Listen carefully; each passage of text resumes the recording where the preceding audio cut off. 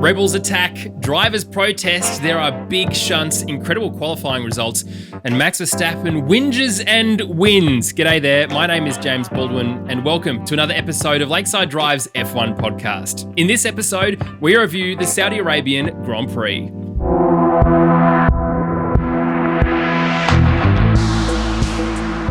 And I'm joined, as always, by my friends and yours. It's Freya. G'day, Freya. How you doing? Doing very well. And Tommy T, my man, how are you? Yeah, I'm good. How you doing? It's good. Good for Freya to be in the correct time zone where it's appropriate to have had a couple of beers recording the podcast. For us, at 6 o'clock in the morning, TT. Not upset about it. Not such a big deal. I mean, we could still have a beer, but it's just frowned upon, I guess. Yeah, exactly. Campy would not be proud of us, but who cares about that? Literally not us. I know he's also listening to this episode, and thank you to you if you've commented to say that you don't miss the heavy breathing. Neither do we. Certainly me not editing this episode, that's for sure. But a big shout out to you if you have actually left us a rating or review. There's been a significant increase since last week, and I really, really do appreciate it. We all do. We've had 119 now on Apple Australia podcasts with a 4.9 average. That's fantastic. And 4.9 average from 85 reviews on Spotify. Very, very good. Also from Elaith, she says, love this podcast from episode 1. Gets better every year, and it gets better every episode this season. As for the aforementioned lack of heavy breathing, it's still good news. But we went to Saudi Arabia, guys, and we almost didn't race, Tommy T. Apparently just your everyday general rebel attack at the Aramco plant up the road. Means everything is fine. How did you see all of that? Because that meeting went very, very long into the night. Yeah, genuinely shocked. I think our group text was kind of, this is definitely not happening, right? And I was kind of of the same opinion. Like, I think I can't remember who said it, but it was like 15 kilometers away from where you are, something like that's happened, and we're just going to go about our business. It's very, very bizarre. I'm shocked that it actually got together, but I think it was just sponsors, maybe money. One of those good old campy quotes that it's all about the money. Yes. I won't steal his quote. He can use that another time. But I'm genuinely shocked that we got running, but it went without a hitch after that. But yeah, it was touch and go for a second, I think. Yeah, I mean, a lot of drama in the paddock. From what I understand, the drivers concluded that they didn't want to race. And then there was a bit of pressure potentially from team bosses, from F1, from sponsors. Yes, I mean, there's been the term "we race for money" rather than as one being bantered around the place all over the internet, F1 Twitter. Absolutely loving it. Freya, though, for the safety aspect of these drivers, I mean, you can understand why they're not stoked about it. 12 kilometres away from the track, and an incident like this, if that happened in Port Melbourne whilst we're at Albert Park, you probably wouldn't be racing, would you? Absolutely not. And it kind of reminded me a little bit of the chaos that we saw in Melbourne when people were wondering whether they were going to race when COVID kind of kicked off and that type of thing, where they were starting to ask the questions, what does it take? What does it take for them to call off a race? And yeah, I wouldn't be surprised if probably more of the veteran drivers as opposed to the newbies, but I wouldn't be surprised if some of them say they won't go back to Saudi Arabia after that, because I think it's one thing to say I don't agree with going there in the first place, but I also understand the nature of sponsorship and how that affects a relationship with teams and Formula One and all of those types of things. But it's a bit different once your personal safety is being threatened, I think, in terms of just how much that affects your view. So it'll be interesting to see once they get out of the country what some of the opinions are that we hear. Certainly the track itself is fantastic, I think, putting aside the rest of what was going on. In terms of the level of racing, it was pretty significant, but a lot more crashes this year than we saw last year, certainly in F2 and in F1. And of course, the big crash was Mick Schumacher. Tommy T, I like me, you didn't watch it live because you're not a madman. You're not going to do 2 qualifying sessions live in a row. But Freya, you did watch that live. And for me, when I watched, I mean, there was obviously big throwbacks to Romain Grosjean's crash in terms of the way that it was handled. But one of the things I noticed that was a lot different was that they weren't immediately replaying the big accident. They were waiting to see what was actually the result of Mick's crash and whether or not he was okay. Turns out he was absolutely fine, which is fantastic to know, of course. But that's an important thing, isn't it, that we've come a long way since then. We remember DR was very much against what was going on, those replays that happened over and over and over again at the circuit in Bahrain after Roman's crash. So for something, and then coming into your broadcast review, Tommy T, at least the broadcast got it right in that respect, Freya. I think so. And I have to say, I kind of had to catch myself a little bit because they cut away pretty quickly from the crash. And my instinctive thought was actually, yep, classic. We're going to cut away from what's going on the track to nothing. But then I actually caught myself and thought, no, actually, no, that's the right thing to do here until we know what the outcome is. And more to that, they weren't seeing much until they had a clear outcome, which was, as you say, the right thing to do, especially after what happened last time and just how serious that did turn out to be. So it's such a relief that it did turn out to be okay. And I think the part that gave me chills in watching that was Hamilton being interviewed at the time. That's the second time he's been mid-interview when there's been a really serious accident, and just seeing how much it shakes a driver when they see that kind of thing take place certainly snaps you back to the risks. And it is an amazing track for sure, but there are some serious risks here. Tommy T, one of the big things, of course, for this year is these new cars, new regulations, and this incident specifically, we saw the back half of the car completely detached from the front half of the car, except for a wire, made it look a hell of a lot worse than it was until afterwards where we found out that actually that was supposed to happen and these new cars are supposed to take that energy and disperse it. But from us just watching, when the gearbox is hanging off the back, and the marshals weren't expecting that either. It just really looks bad, doesn't it?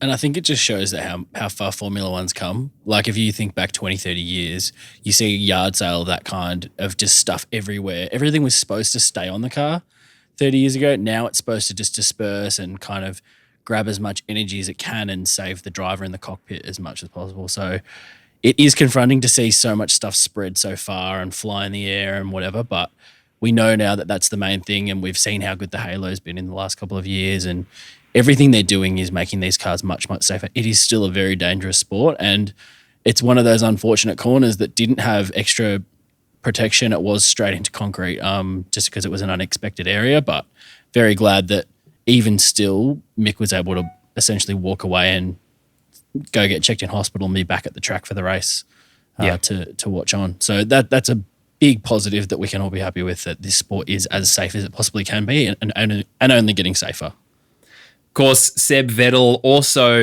returning another positive COVID test, which, look, to be honest, I don't think he's that sad about missing this Grand Prix specifically, to be honest. But it meant that the man with the sorest neck in the world, Nico Hulkenberg, was back again.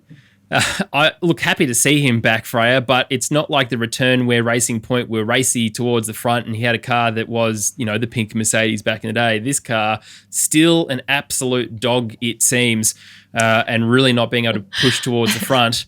But for him, though, this is it, surely. Like the Hulkenberg kind of vibe, I'm not sure he's enjoying it as much as he did at that Racing Point.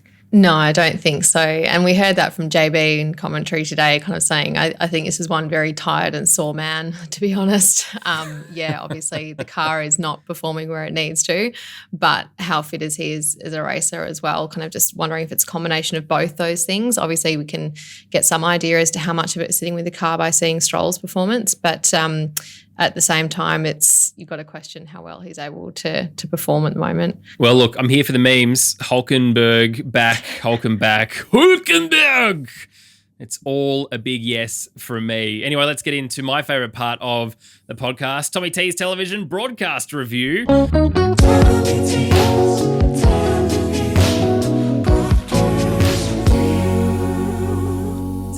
how did you see it? It's definitely not my favourite part because I have to actually think about something. I have to do work. Let me start you off. Let me start you off, TT, with David Croft's new favourite saying, "Foot flat to the floor." He said that in qualifying at least 17 times too many times. He also likes and calling it the Corniche, doesn't he? That was he the loves one it. that I picked up Loves on. it. Also loves Yes. calling the wrong cars out yet again, and the wrong numbers and the wrong helmets. But anyway, so that's my feedback. That's just standard Crofty. I had kind of just two pieces. Love JB, hate Uncle Johnny. That's kind of just sums up the weekend. Yeah. Uncle Johnny in the pits You're not wrong. is useless. He's so dumb. Oh, I'm the cars just sick come of past him. me. Oh, and they've Yep, done a pit stop and they're out. Gone I'm again. like, thanks, dude. What was that for? It's pointless. Absolutely He's no value a pointless added human being, and James, whatsoever. you would be less useless at an F1 weekend than him. And that's Debatable. saying a lot because I would still be quite useless. But again, Johnny and I have the same number of World Drivers' Championships. So look, potentially I'm just as qualified to commentate as he is. as good. Freya, JB, how did on the you other see the hand, broadcast? Big fan. Love JB. Yeah. Happy to look. I'm happy Yeah, to be the other JB and step in there.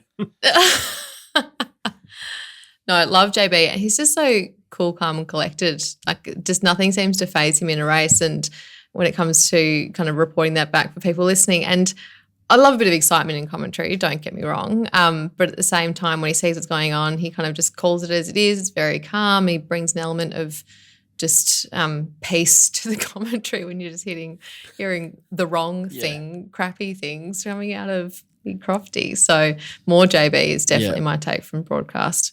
And I think he gets excited at the right times. Like, so when we were looking at that last DRS zone, which was a big talking point of this race, he was pointing out things and getting you excited you otherwise wouldn't have. He's like, look at what they're doing here. Like, they're both trying to be last across that line to get DRS. And he was making it more interesting than, say, Crofty otherwise would have, because he would have just been, and he's like, he's lost the place. Now he's got it back. It's like quite clear what was going on once JB pointed it out. You're like, right, that's illuminating. Thank you for that piece of information. That's what we want from the commentators. Something that I don't know and can't just see on a screen. And can't see happening in front of me. In fact, and you're actually just repeating what has just happened back to us. So, yeah, 100%. Exactly. Yeah, he is absolutely well worth the value. And look, Martin Brundle also very good at doing that too. He's good at riding the line between sensationalism and facts, though, as Martin, as I said, as we normally say, rather, he spends most of his time correcting Crofty about the wrong driver or car or team or whatever. I'm surprised that Racing Point hasn't been mentioned by Crofty yet. Here comes Esteban Ocon in the Racing Point. Anyway, give it time, I'm sure. Well, actually, there's only one more race, isn't it, in this livery. Thank goodness for that. We go back to the blue livery for Alpine. But Tommy T, your rating out of 10 for the broadcast? Because we got JB, I think it's probably a 7. Oh, I think so. I mean, he's worth a lot of. What did you give last week? Like 3. Yeah, it was useless though. 4 points. Fantastic. Well, and it's no surprise. Well, look, we'll feed that back. Of course, everyone from Sky Sports F1 listens to this podcast, so I'm sure they'll enact all of those things immediately. Let's talk about the actual weekend, though. Practice, though, was basically testing again for McLaren. They keep trying to find better sides, better testing, better setups, whatever it is for the car. Doesn't look like they had too bad a weekend, but when we're saying too bad a weekend and they're sort of fighting around that 11th to 13th, there's still a lot wrong with this car. But Freya, they'd be obviously working very hard to try and improve the vehicle since last weekend. At least they've got 2 weeks now until the Melbourne Grand Prix. What do you think, though, they're actually going to be able to do in that time, if anything? I mean, it's better than having 1 week, so maybe that's a positive. But I think what kind of Great, I love it. concerned me a little bit with some of the interviews is that they don't seem to know quite what they've got wrong in terms of, I don't know, that's just me listening to the interviews with Lando, with Daniel, also obviously with Andreas, and they're calling a lot of lines of, now's not the time to point fingers. We need to come together as a team, look at the car holistically, figure out where we're going wrong from a bigger picture perspective. And they're all the right things to say when it comes to presenting a unified front, which is important, but also they're not saying, yep, we just need to change our rear wing. It was, too big, this, that, and the other. It was the lack of certainty around what it is they're actually going in to change or make adjustments to was an interesting thing for me. So I'm not sure if they are looking at such potentially significant or holistic changes. I'm not sure what you can get done in one move like that. And while they've got 2 weeks, sure, they've also got to get everything to Australia. So that's not a short process. So how much of that can actually go into redesign and changes? The big thing, of course, Tommy T, is yes, they'll be wanting to change and upgrade their car, but there's 9 other teams on the grid doing exactly that. When they're so far back already, it seems like an absolute handicap for them going forward. It's going to be the hardest pill to swallow if DR doesn't perform well, at least in the points in Melbourne for the Grand Prix. But as a McLaren fan, well, as McLaren fans, probably all of us, it's really, really hard to watch. And unified front or not, it is kind of like, well, that's nice, but we don't want to be having these conversations. We want DR to be towards the front fighting for this championship, because he doesn't have that long left to be able to do that. Yep. And I think this was always going to be the issue. We were really excited about new regulations, and that's what we've been waiting for. But this is the other side of that coin, where it doesn't always go the way you think. And they've actually found it much more difficult in these new regs than they did in the previous regs. I'm just hanging my hat on it's all Mercedes' fault, and their power unit's useless. And that's what's to blame. I think that's just, we should have a unified front and that landscape, because it's pretty evident that the Mercedes is down on power. All the other teams using that engine are struggling. We saw Williams was really competitive last year when given an opportunity with that engine, and now they're back at the back.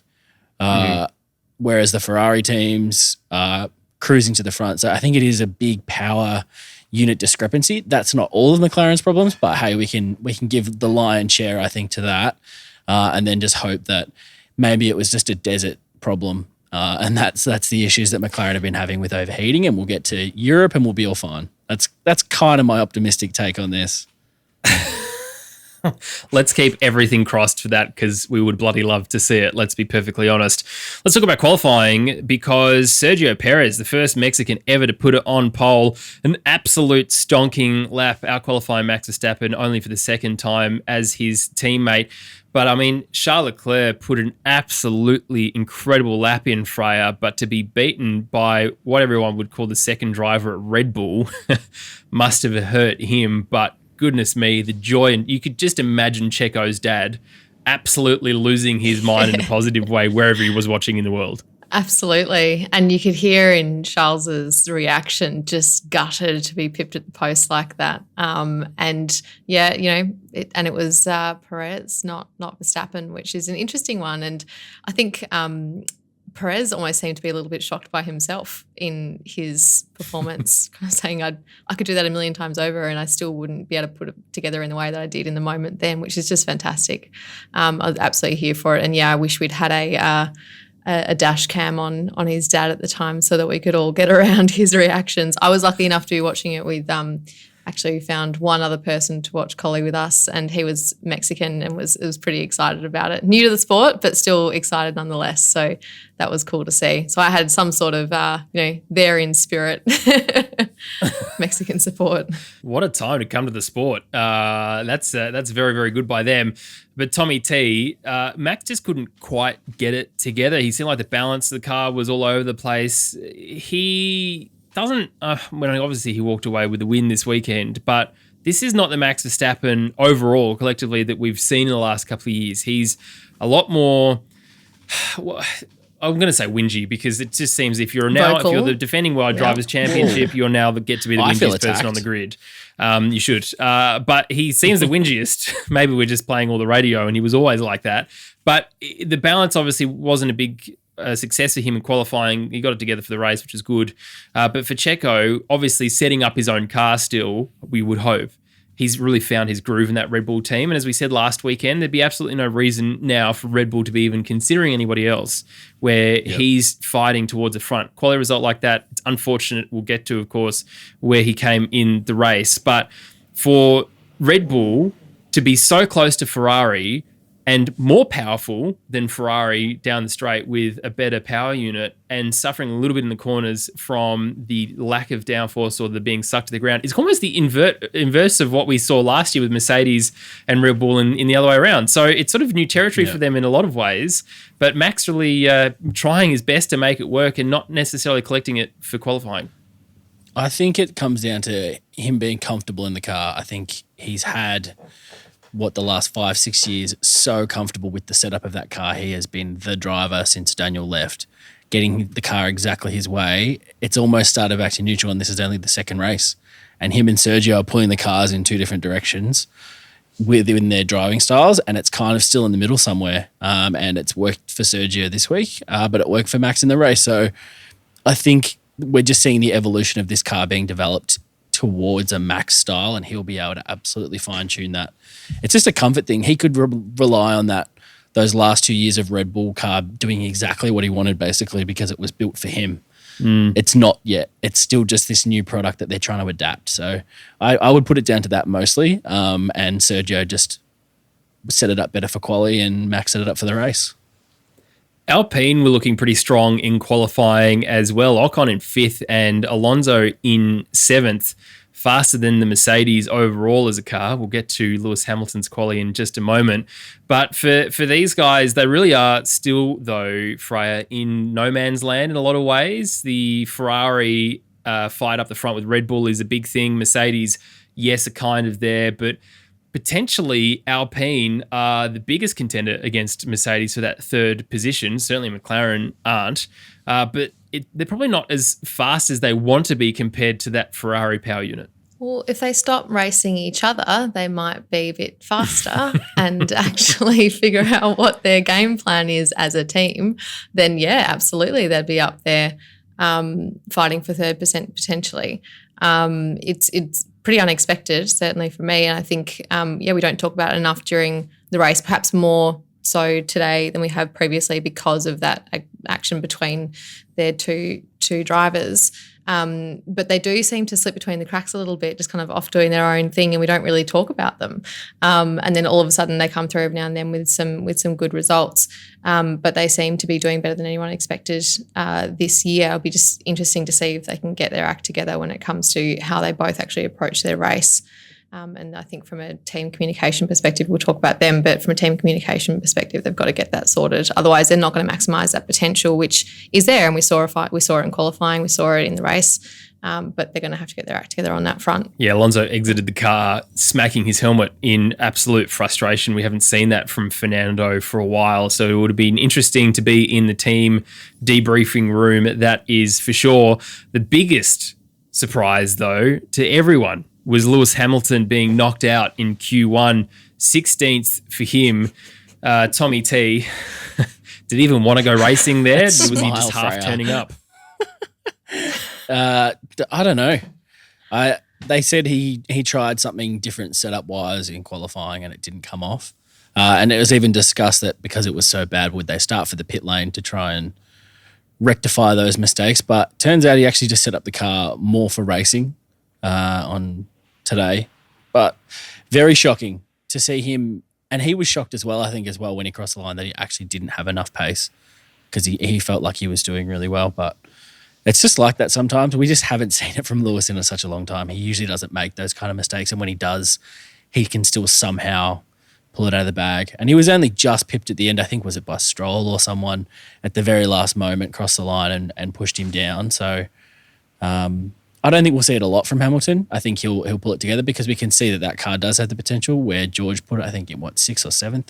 So he's definitely got a better car than that was set up for. I think it was just one of those errors. And again, he's not comfortable with this car yet. No one really would be. Everyone's learning and adapting and trying to pull the car in the direction they want it between them and their teammate. And this is going to be the battle for the first half of the season, potentially, is these little hiccups, trying to milk more out of it, and it could potentially go backwards instead of forwards. It's certainly the big shake-up that the sport wanted, Freya. I just don't think it's the biggest shake-up that we were expecting. Hamilton out in Q1 still sounds ridiculous to say, and not because of anything apart from his lap time. But to be out-qualified by the McLarens, yeah, it's absolutely a car problem with George in 6. He'll get it together for the next couple of races, but his heart probably wasn't totally in this Grand Prix. Yeah, and that's my comment about it. I think this might sound naive just when it comes to how competitive the drivers are and how much they know every single point matters. Obviously, that was evidenced by what happened at the end of last season. But with everything going on this weekend, it is something that crosses your mind where you say, did he go into that qualifying in this race wanting it as much as he does when it comes to other Grand Prix with all the activity that's happened this weekend, and the fact that he was vocal last year, he was vocal this year, I don't think we should be going there to race. And obviously there was, I think, a few things going on with Marshall, who then had to quit because of comments that were made about, really awful stuff about Hamilton. Why would you? Why would you go there and race and put your best foot forward? And at the end of the day, you'll do it because he's one of the most competitive people on the planet and because he's part of a team. They're the two reasons. But when you see that happen as an outcome, there is a side of you, full tin hat going on here. I'll find a beanie somewhere to say, did he feel the same way about his result this weekend that he would have in other places like Silverstone? Yeah, it's an interesting question. Of course, he said during the interview where the accident happened with Mick that with Natalie Pinkham, yes, we hear professionals and we just get on with it. But I think there is the what you say to the media line and what you actually feel are probably two very different things. So it's a very, very good point. All right, let's talk about the race because just before the race happened, Yuki Tsunoda, who couldn't get out in qualifying, also went for a one lap around this circuit. And that was it. It was him done. Red Bull, the powertrain side of the Honda side of life again, it was his turn to have the error, noting that he was the only car to finish in Bahrain. So the bad luck was all his this time around. But we also mentioned, of course, a couple of key points, the Alpine lack of team orders. Otmar maybe still finding his feet a little bit. I think it is called leadership at one point or another, mate. Just you actually have to call it. Just saying to Crofty, no, we're just gonna let them race. Just wait till later. Just wait till later. No, don't wait till later because Ocon needs to get out of the car and Piastri needs to get into it. Ocon should get out of the way so that Alonso can get through. That's very, very clear. One of the things, and Tommy T, you put this down, the DRS zone into the last hairpin. This is the first time that we've been able to visibly see strategy from drivers in terms of approaching in a corner, where exactly they're positioned in front or behind of a car, backing out. That just really, really interesting additional level of jeopardy to this race. It is. No, I think it's probably one of those things you're going to review going forward as well, where those DRS points are, because it was almost counterintuitive to be leading into a corner at some points, which goes against everything in racing almost. And you could see Max's brain kind of going, I'm supposed to not be in the lead here to try and be in the lead. It was just, it was that like, he you could see it was toying with him, and he was like, there's a gap there, I've got to go. And he's like, oh no, that's not the fastest way to do it. But it just shows that these cars can follow, and you were seeing relentless lap after lap following and challenging, which is exactly what we've wanted for the last previous 5 sets of regs. And we finally got it. Just the fact that you could continue to throw moves lap after lap was excellent, and you could see it building towards that kind of last 5 laps where Max finally got in front and then managed to hold him off with strategy. It was just, that's what we want to see, is 2 drivers at the peak of their powers battling it out on track, fairly, no contact, just good hard racing. It was perfect. That was a really good finish to that Grand Prix. The whole virtual safety car setup was good for everyone except for Sergio Perez. Freya, it was devastating to see. If anyone deserved to win this Grand Prix, it was Sergio. He did all the work in the first half of the race.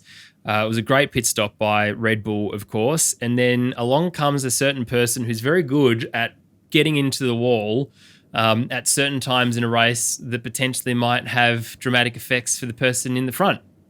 and he's just too busy trying to be Canada's Prime Minister at the same time as racing a Formula One car. Fair enough. He's a very busy person. I understand that. It's all good, but not so good for Checo Perez. Oh, just Latifi, don't let that be your thing. Like, as certain drivers, you want things to be what you're known for, whether you're the latest of the late breakers, whatever it might be. Latifi, don't let that be your thing, but you're on for 3 in a row at the moment. It's going to stick. Well, It won't stick is more to the point, but gosh, you hope that doesn't happen again. But no, Checo, I really felt for him. That was just such bad luck in terms of timing. And as he said, there is twice it's happened where it hasn't been a benefit to Red Bull when it has come to Latifi's little moments that he's having now repetitively. They might even take his statue such down bad luck that they were going to put up. They're rescinding the free Red Bull. I'm sure he'd beg awfully politely for them not to. But no, and like you said, he put in all the work in the first half of the race. He got himself in the right position to start off with. He had a good start. Did everything in the first half of the race, had a good pit stop, amazing effort from the team, and then for that to happen, it was actually pretty gutting to watch. Yeah, it was hard to watch. Almost as hard to watch as all of the cars started failing at the very end of the race. DR had his issue, which was okay, good, here we go again. And Fernando Alonso, as we said as well, but that obviously meant that there was a blockage to the pit lane. Kevin Magnussen managed to get in just in time. Nico Hulkenberg managed to get in just in time. The last car who hadn't pit for any tyres to change was Lewis Hamilton, which is a shame because he was running quite complaining high about up. them on lap 4. Yes, but not doing the fastest lap following doing that. But I mean, these tyres lasted really well. He managed to extend that. He did well for a very long time. So whether it's the circuit, whether it's the cars, or a combination of both, who knows? But yeah, that was hard to swallow for Mercedes fans everywhere, and of course for Hamilton, although he did end up finishing in the points. Look, let's go through team by team. We can talk more about it. We'll start at the very back of the grid in 2 crash cars in Williams. Jos Capito, not a happy man, I can only imagine at this point in time. Latifi having a moment into the wall. Albon having a moment into Stroll. This will be an interesting view for you both. Freya, what did you think? Who did you think had that corner? Because I'll also say it's nice when Jenson can commentate on stuff, but when he's paid by Williams to be whatever he is in Williams, he says absolutely nothing about the Williams team in any kind of regard. So Freya, let's get your opinion on that. Well, he didn't have much to say, did he? Like he was telling his silence when it came to Williams, impacting that moment. I would have a stronger opinion on it if I'd actually seen it. I was being flogged crypto at that point in time because they'd changed our broadcasting to TSN. So last week I was trying to tell who was on fire, and then this week I was like, yeah, cool, there's a car on the wall, can't tell. But we could still hear the commentary, and that was the thing, we could tell who was involved, and they were debating who had the line and what was going on. And I was just kind of thinking, JB doesn't have a lot to say here when it comes to Williams. Blame in the moment. So I'm going to turn to Tommy to hear what you have to say. I can't wait for this to be a theme as well, Freya, of you just getting flog stuffed at key moments in races. I'm really into it. Yeah. It's the new terrible. Cutting away to Stroll at Monaco. Exactly. This is it. Yeah. Freya getting thrown exactly. ads for no reason. I think absolutely. I feel like there was a move there. Stroll was just probably arrogant and shut the door and just he could have left space. He could have Albon could have put in less of a lunge, but it was the end of the race. They were both having a crack. It's probably lion's share has to go, maybe 52% to Albon maybe, because he was slightly behind, but I wouldn't stress. I think that was a move that you want your races to go for. I would rather see that out of Albon than not, especially coming back into the sport. You want to see that he's got that kind of attitude, because that was one thing we'd said in the past, that he was always shying away from moves and kind of not really going for those. He got a bit gun shy after a few incidents. So if that's kind of him coming back, I'm okay with it. Yeah, well, he started just behind Hamilton and managed to get ahead at the race start. But yeah, for Williams, it's no good. This is the team that everyone was expecting to get a lot further up the grid because of these regulation changes. but is in fact much of the same for them. Look, I think it was Albon's corner anyway. It was unnecessary for Stroll to continue to turn in when Charles and Max and pretty much everyone else had a good cut across that corner into two and go down that straight. It was unnecessary damage to both of them. Just to whinge and close the door unnecessarily. I think it was Albon's corner. So, of course, it's Stroll's fault. Let's talk about Aston Martin. Nico Hulkenberg finishing ahead of Lance Stroll because of that issue. Hulkenberg in 12th, Stroll in 13th. Still no good at all. Car looks useless, doesn't it? Yeah, it is, Tommy. What do you think? It's useless. I mean, it's really nice looking green. He says wearing a nice looking green jumper. Yes. I was about to say. Is it because you gave them the colour? Yep. But that's about where it ends. That car's pretty crap. I don't see an upside. I think Seb's going to be very disappointed when he does finally clear COVID protocol and he comes back in Melbourne and he's not going to do that well. The engine's now going to be crap because it's a Merc. They don't seem to have hit any kind of eureka moments with the aero on it or anything. It just is. It's going to be the back of the pack. And I actually, as we talked about last week, predicted that would be the worst grid on the car. So we'll see how this season plays out. But I think they're going to really struggle. And I think Otmar jumped ship at the perfect time because I would not want to be, what's his name? The Mike Aston Crack Martin guy. That is a ripping name. You don't want to be Mike Crack? Get it? Good. Yeah, good setup. I would not want to be. 6:49 a.m. Good. After 3:30 getting up. This is where we are. Yeah, Still sharp. It's interesting because looking at the very back of the pack of the standings at the moment, tied on 0 points, Williams and Aston Martin. At least McLaren's got 6 points and they're terrible. And they're in 8th. So it is, at this point, the second worst car. You would hope, though, Albon gets it together or the Prime Minister of Canada gets it together at some point this year to get some points up. But for Aston Martin, I mean, yes, Seb is an absolute king. And obviously we haven't seen him able to do anything yet in this version of Formula One car. But, I mean, Stroll does Stroll things. Tommy T, I think you said this last weekend as well. It's not necessarily because of skill. It's just because he ends up there accidentally on pole sometimes. It's just his accidentally privilege coming through. Yeah. He just it's his birthright to just luck into situations, I think, and he just silver spoons it into the podium.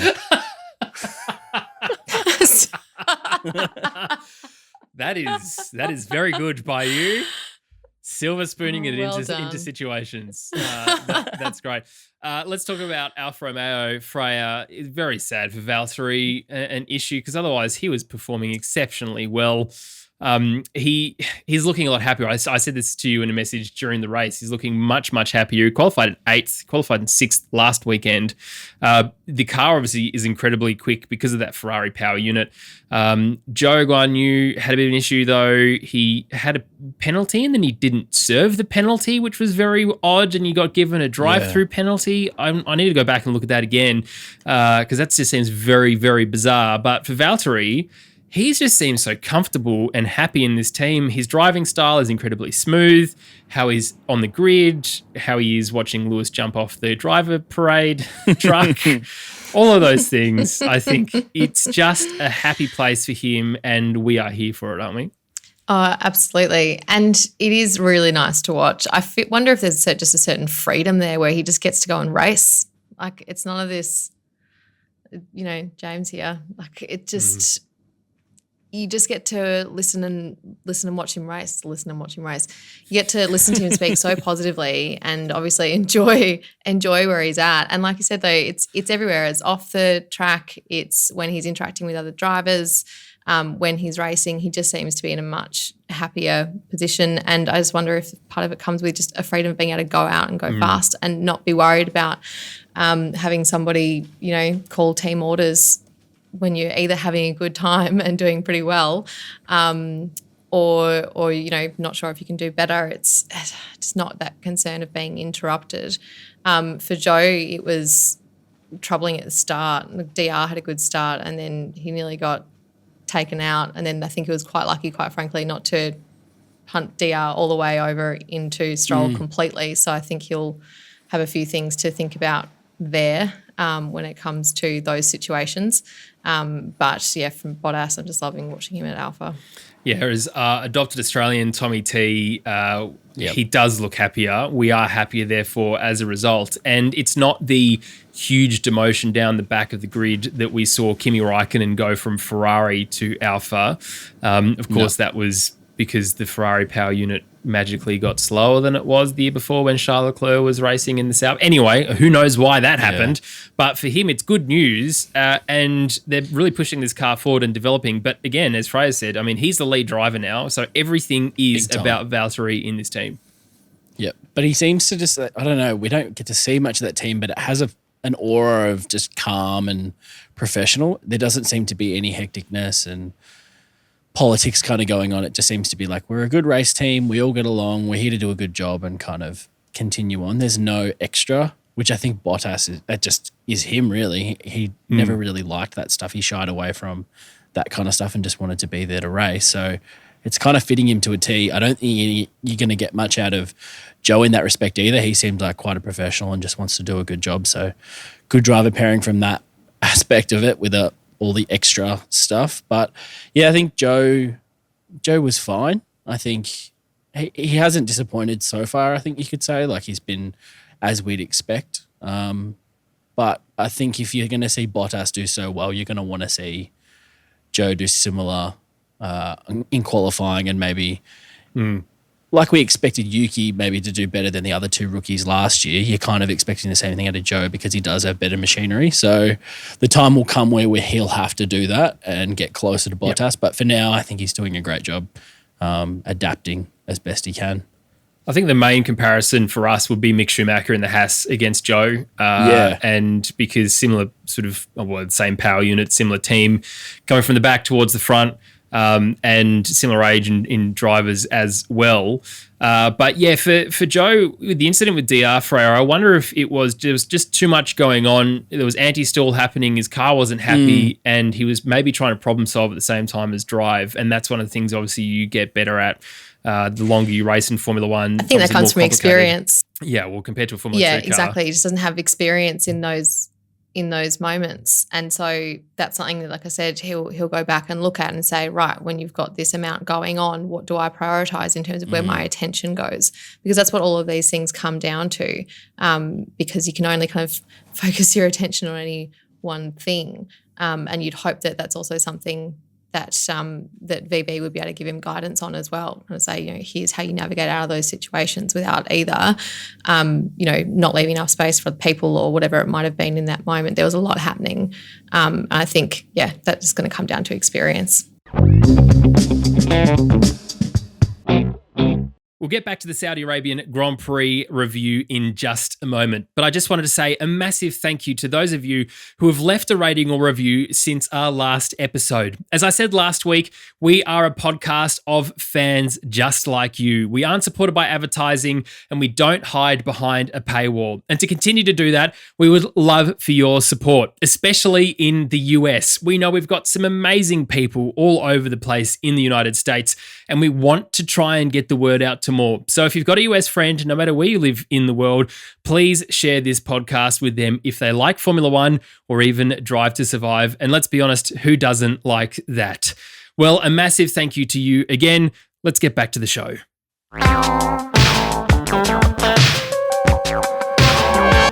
It's a real shame to not see a second Haas car start on the grid, mainly because they were my team for Fantasy League, because I went all in after last week, and it was good by me. It all comes back to James. Has to. Schumacher, though, obviously not starting. And the reason they didn't field another car, which I thought was really interesting, Tommy T, was they weren't confident that if Schumacher or Kevin had another issue, that they would have enough spare parts for Australia in 2 weeks' time. So they opted to not start the car.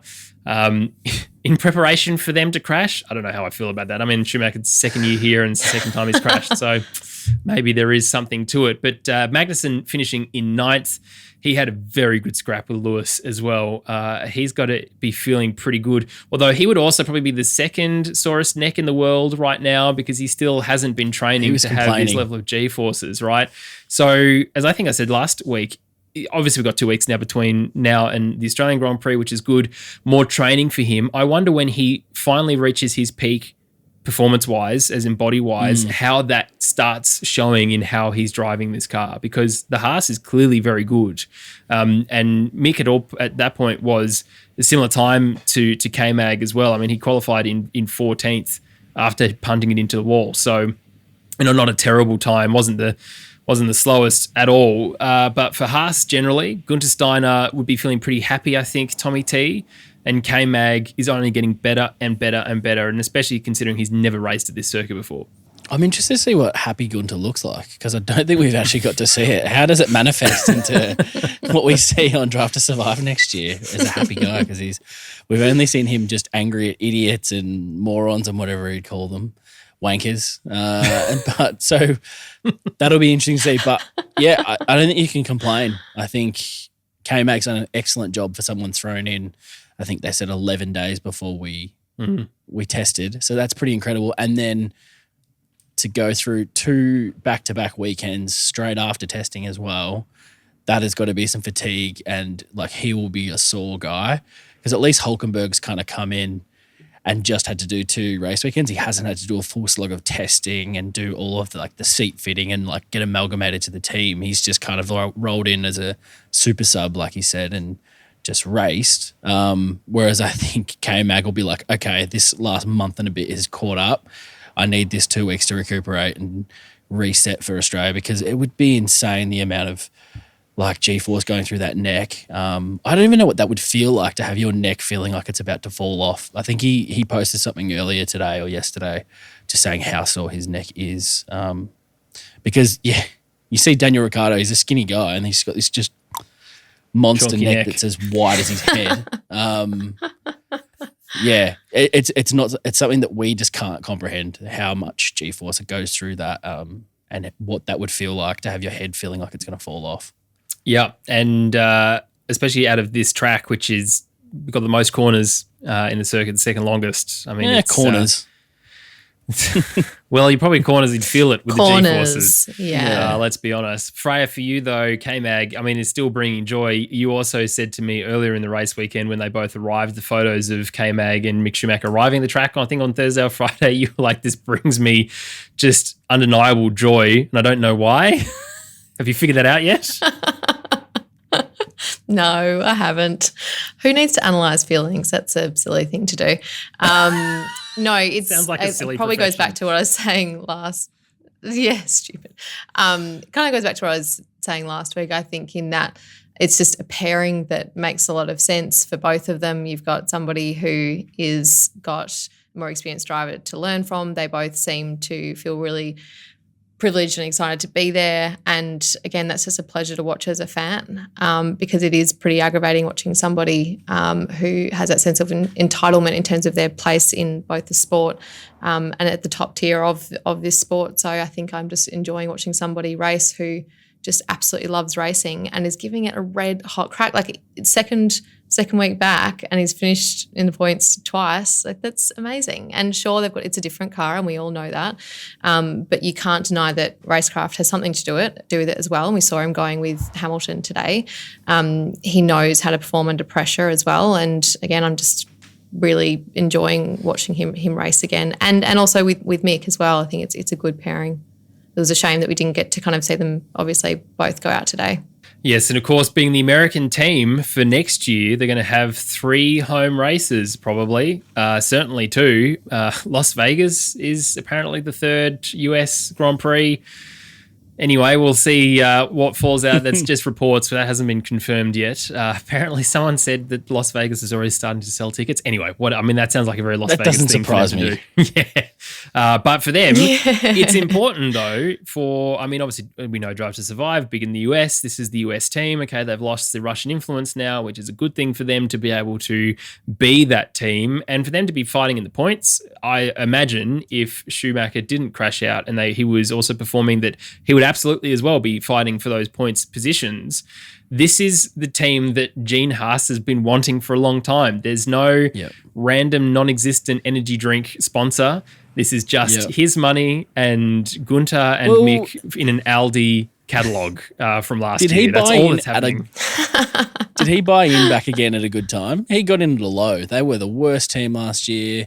He managed to swoop in once this kind of Russian money left and just go, yeah, it's my team again. You guys have had this for like the last 3 years or wherever it is, kind of with all this other sponsorship, and I'll just take a back seat and just you can use my name. And he swooped back in at the right time when they're good, off Drive to Survive, off all these things with more US races. I think his timing is perfect to swoop back in and take over back again as like mostly Haas run team, not kind of just the name. Yep. And I think like his track record's pretty good. Haas does incredible stuff throughout motorsport in America. Is a known name. People know what they're doing throughout that organization. So I think it's perfect timing, to be honest. I think he's absolutely nailed it and excited to see how it grows in the US. Yeah, instead of looking like a bunch of wankers, they're looking like a bunch of legends. Let's be very clear. Yeah. I think what will be more interesting is when you do see the kind of the races develop over the course of the season and they're put under new pressures and different situations which they haven't been used to over the last couple of years, to see how they respond to those. I think, so far they're doing really well, obviously, in comparison to what we're used to with Haas. But have they really been challenged when it comes to race strategy, for example, and that type of thing? So it'll be interesting to see how they perform under those different conditions, which they haven't really had to deal with yet, because I think that's when you go far beyond the drivers themselves and their machinery, but actually how you're working together as a team, how you're communicating as a team, and what the leadership is like in the garage as well, and on the pit wall. So I think as we evolve throughout the season, that will be an interesting thing to see from them, but also potentially some from the other teams who haven't been used to being up in those positions, either fighting for points or podiums. Yeah, it is going to be interesting to see. You're absolutely right. AlphaTauri, let's continue on. As we said, Tsunoda didn't even start the race. He had his issue. Gasly finished in 8th. He did his normal thing, which is completely fly under the radar, have absolutely no coverage on the television broadcast at all, but not a bad result for him. Of course, it's better than being on fire, which he was last weekend. But it's not necessarily the strength of this car and him that we've seen in the past. Tommy T, they're still trying to figure it out as well. But the Honda Power Unit, once they figure out this reliability issue, surely they'll start fighting towards that 3rd, 4th position in the championship. Yeah, I think he was just outmatched with certain matchups today. I think there was just a few drivers that had his number, and he couldn't get the straight line speed like the Red Bull team had. He was just kind of he was sitting duck on those straights. And a few times you were like, people breezed past him and he just had to kind of hold for 8th, and that was the best he could really hope for today. But we haven't seen anything bad, like unlucky last week, but this week he kind of did what he was supposed to do. We didn't get to see Tsunoda, but you hope that he's going to be on those previous form good races that he's had in the desert, and we can hopefully we can see that throughout Europe. We're out of the desert now, so I don't know if that's going to happen. I know, that's a good point, but we'll see. Hopefully, because I really grew to like Yuki through Drive to Survive. That was probably the one thing that I enjoyed about it, was getting to see the behind the scenes. And he's super young and just kind of fish out of water almost. And it makes sense now, the change that you saw in the end of the season when he did move to Italy and got closer to the team. And they're like, no, you don't just get to hang out in your dorm room and be, I don't know, a pleb. You have to come and work if you want to get better, dude. He's like, oh, yeah, right. But I don't want to work out. It makes sense. Yeah. He's like, I don't want to exercise. This sounds dumb. Yeah. But it was just like trying to convince this very animal. talented kid that he had to try, because he obviously is that. And it was like, oh, right. So you don't just get to do this. And I think him seeing that through Pierre and other people and working with the team closely, he got that. So fingers crossed that holds and we get to see much more out of him, because he is a great character and a different personality type to have in the sport. And I'm really enjoying that. Freya, McLaren, not that strong, but Norris did finish in 7th, which has given them some points on the board. DR, obviously a DNF due to that issue that he had. Still not the start. We said this at the beginning of the episode, not the start that DRB would have wanted for his World Drivers' Championship campaign in 2022. You can't almost help think that it's actually just in the bin already after 2 races, even though it's a long season and anything can happen.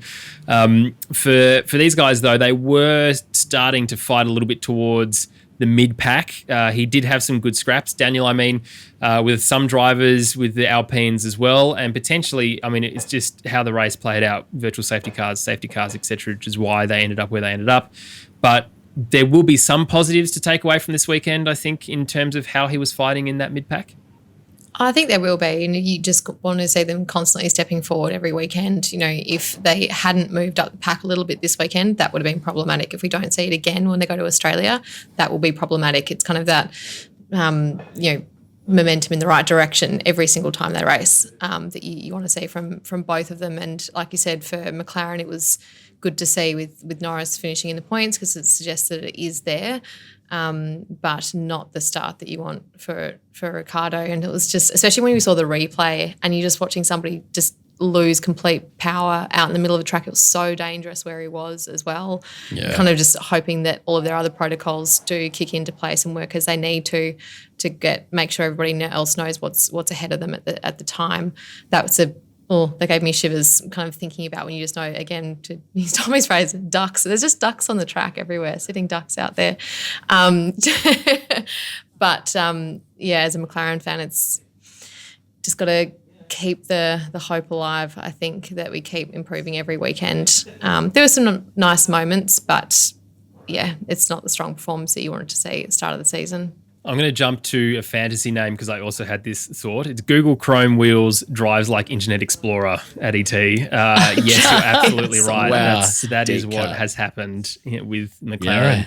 Yeah. Let's keep going. Alpine, Fernando being very frustrated, as we said, Tommy T, with a DNF, with a big cool the car warning. He did trundle his way around the whole track anyway, just for the hell of it. He almost made it in too, which, would have been kind of a win for him. Who knows? Trying to look at the positive. But Ocon finishing in 6th after that fight with Fernando. He almost put him into a wall, which I'm not totally stoked about. We're talking about the team letting them race, fine, but have some parameters of which this actually works out because Fernando is the better driver team. Maybe just let him in front to see what he can do. But Tommy T, they just wasted time. Yeah, it's almost like Ocon doesn't know where the line is and he kind of gets this we talk about it, the red mist, and he just goes into this mode mist of like, at all costs, the pink mist, at all costs, just kind of just got to get this move done. And if he gets, it's like, dude, that's your teammate. Like, what are you doing? And it was evident because Bottas was just creeping and going, you guys keep fighting. This is amazing. You're just wearing at your tyres. You're getting me closer. I'm just sitting in the DRS train and I'm going to pounce. It was very stupid, and I don't know why they didn't make the call earlier when it was clear that probably Fernando had the pace, made the move cleanly, and Ocon was just being a pest and defending for no reason and then was just trying to throw moves back. It was just one of those things. It's like, this is detrimental to both of your race and overall points. You're going to let VB get through. It didn't make any sense. I don't know why they would let it happen. Maybe it was this, there's no A driver in this team, so we're gonna sit on our hands for a bit and hope it works itself out. It was like, nah, step in here and go, stop fighting for yourselves. If it comes back to it at the end of the race, go for it. But right now, neither of you are gonna benefit from this, so there's no point. An awkward time for Otmar to be on the radio. I'm sure he was like, man, now's the time that you pick me to be on this telecast. I have to deal with it. But he just kind of just didn't say anything. He's, we're going to let them race. We're going to do this. And the main thing is they got to keep VB behind. Well, they failed to do that. That was the one thing they were supposed to do. The timing of the call just didn't make any sense. No, it was already done. And then when they switched back, it was stupid. Yeah. But, we expect this from Alpine, and I think maybe a couple of the Alpine guys have gone over to McLaren for some strategy calls because that tyre choice was just as bad to start, I think, but we will continue on. Yes, it is just big bags of not good. We will continue on. Let's keep going. Let's talk about Mercedes. Freya, both finishing in the points, Hamilton in 10th and Russell in 5th. We mentioned a little bit earlier about Lewis's issues. But look, this is George finishing in the points again, Tommy T, and no one's talking about him still. It doesn't matter where he is on the grid. That. I'm fine. No with one's it. talking about it. But Freya, I mean, look, he out-qualified his teammate. He's clearly got a little more comfortable side of the garage. Half the grid out qualified his teammate, to be honest.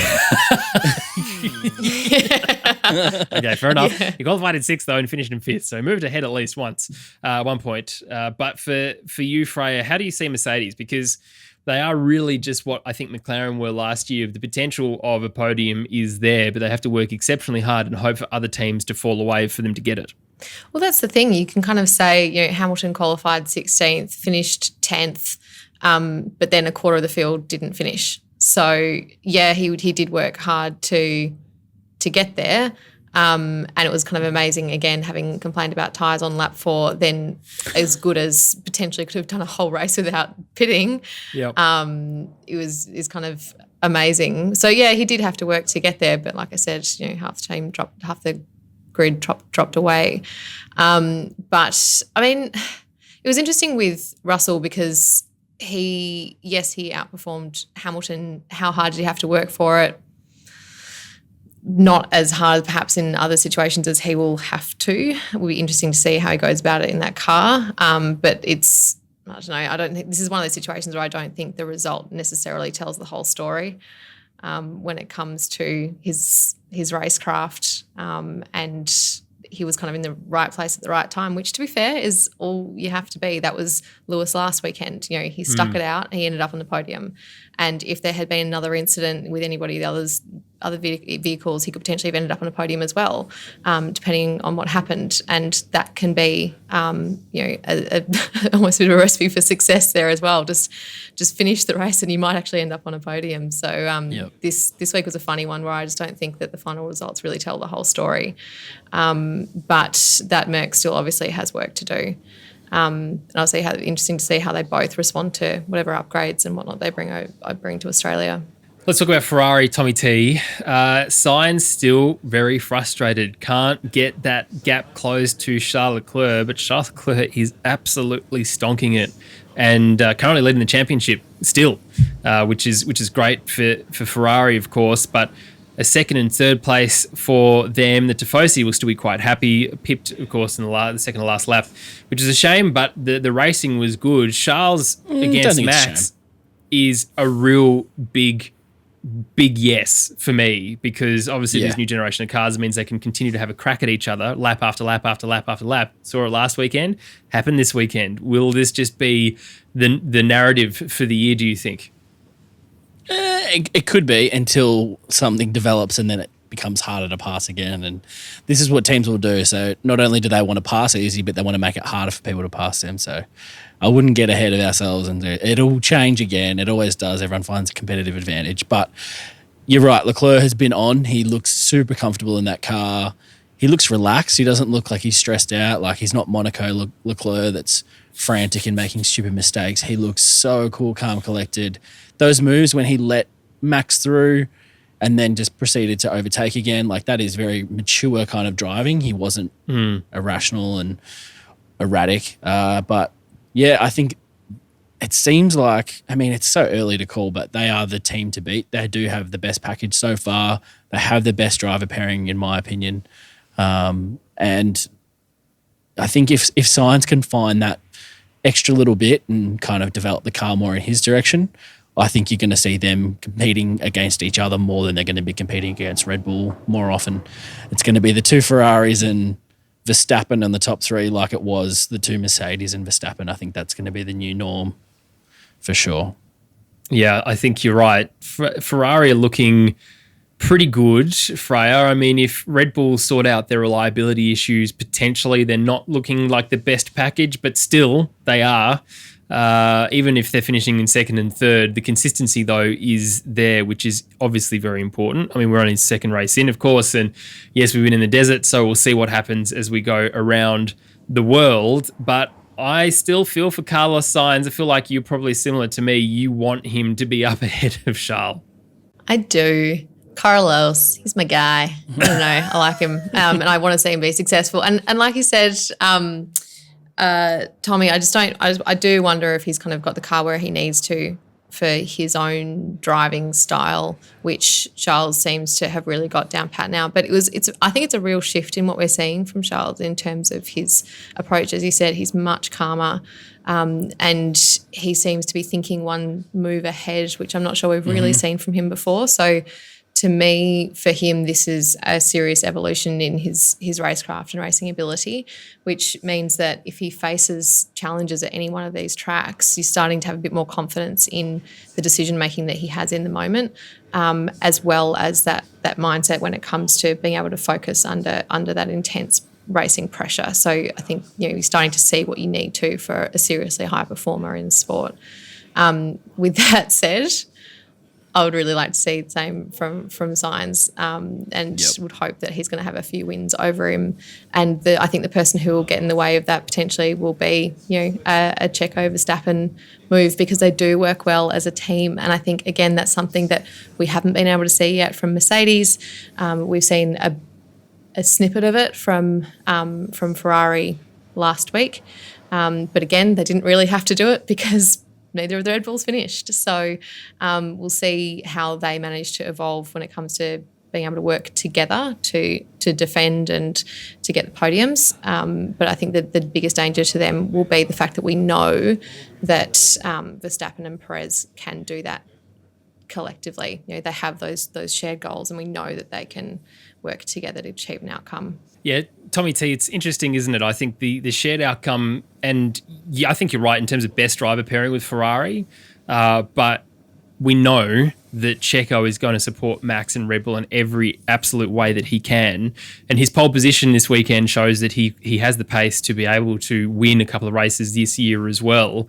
So again, if we sort out the reliability issues, potentially we have two exceptional teams with two exceptional teammates working as well as they can together. We'll see some excellent rear gunning and strategy. And once we sort of play out towards the mid part of the season, and if one of these drivers out of these two teams is leading, we might see that. But Red Bull as a whole, though, will be very happy, of course, with this weekend. We'll be sad to miss out on that podium spot for Checo, of course. But first and fourth, much better than just not finishing at all, which was last weekend. And they're going to need that consistency going forward. He is getting better and better, Checo. There's no doubt about it. Max, as you said earlier on, is only going to settle into this car. So it's really going to be this fight, probably towards the end of the season, Ferrari and Red Bull. Yep, I think so. And you could hear, I think Max has changed as well. You could hear on the radio, he was disappointed on Checo's behalf that the virtual safety car screwed him over, which is not the Max that we're used to. I mean, maybe once Daniel had left, they kind of had that relationship, but at the time there was no caring whatsoever. And it just calls back to that last race when you can hear it in Max's voice after Checo had put up that amazing defense in Yas Marina. Yas Queen Marina. Thank you. Checo's a legend. Proper name. They've built such a strong bond. And I think they know their place, but also like they care about each other's results, and they both want to do well and do well for the team. So I think that's so different from Max. I haven't seen that, and I'm excited to see that more compassionate kind of team orientated, not just step on everyone on my way to the top. It's a different kind of Max, and he wants team success as well as his own success now that he's had this drivers' championship. But yeah, I think they're going to be really strong. He's I think also potentially realised that he needs Checo. Yeah, he's also realised that he needs him. Like, I wouldn't driver for a long time. No, and I think to that point, I wouldn't necessarily assume that it's entirely altruistic. In that Checo's success is his success, and he needs to be in the right place in order to help him win as well. Which again we saw at the end of last year being absolutely critical to him being ready to line up for the final lap. So. I wouldn't suggest that it's entirely a shift in character, but it's, as a fan, it's nice to see. Well, that's our team-by-team analysis done. Let's go to Campy's favourite part of the podcast, our Fantasy League. Fantasy.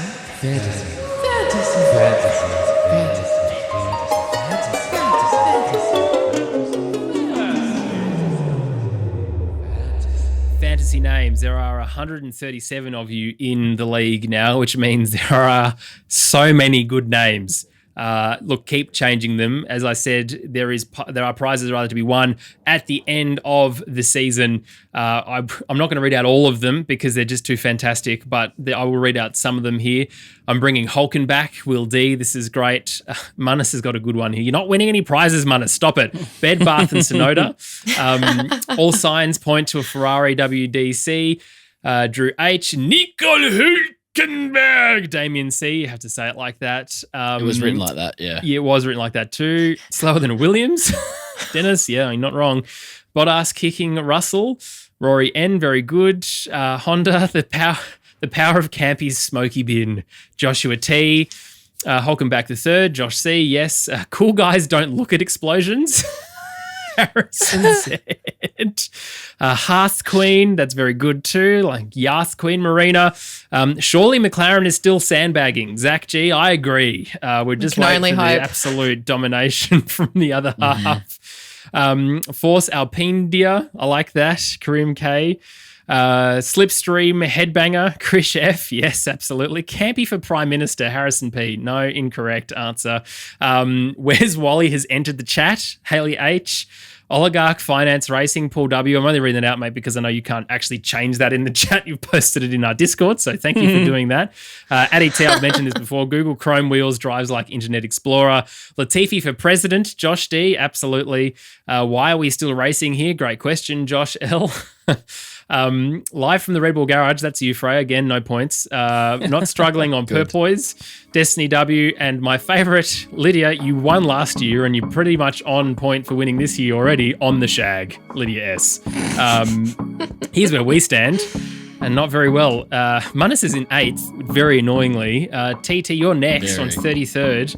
Then I'm 107th, Campy's 105th, and Freya's not even playing at 131st. I think Freya's in a meeting. She's lost her password. Yeah. I'm just hanging out with McLaren back here, all right? Second half of the season, it's going to be good. Okay. Very, very good. Well, if you want to join in, you can find the link to the description below or head to our website and click on Fantasy to find the code there. Guys, thank you so much for chatting all about this Grand Prix. We'll be back next week for our preview of the Australian Grand Prix. And if you're listening and you will be in Melbourne, well, we will be in a pub, probably on the Friday night after practice, ahead of qualifying somewhere in South Melbourne, and potentially after the race, recording a live episode with an audience. Stick around for details with that. The best place to learn about all of that, though, is our Discord channel. Make sure you jump across there and join the fantastic community. Thank you to you if you've joined only recently. It has been great having you there as well. But it is time to say goodbye. We'll see you next week for our preview episode, the Australian Grand Prix.